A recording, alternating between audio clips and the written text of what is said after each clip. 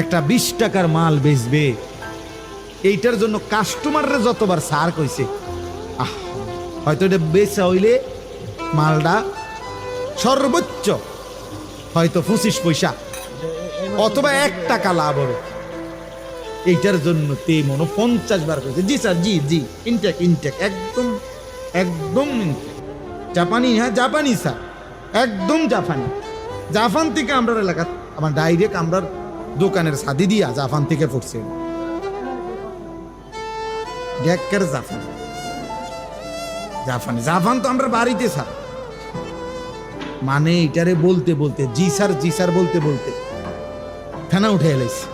এই শুধু 20 টাকার এই মালটা বেচন, 200 টাকার এই মালটা বিক্রি করার জন্য কি পরিমাণ ডাকছে ওরে জি স্যার, অথচ লাভ হয়েছে বিনিময়ে 1 টাকা 50 পয়সা। যে মহান রব্বুল আলামিন 24 ঘন্টা দিয়ে যাচ্ছে, এই নাফরমান 7 ঘন্টা 8 ঘন্টা 10 ঘন্টা জীবন থেকে চলে গেছে, একবারও আল্লাহর নাম তার জবান দিয়া উচ্চারণ করে নাই। আরে তোর মতো নিকৃষ্ট জালেম নাফরমান কুত্তাও তো হয় না বেটা, কুত্তাও তো এরকম হয় না।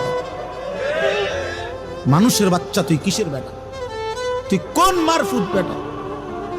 একটা কুত্তাও তো এত নিকৃষ্ট হয় না।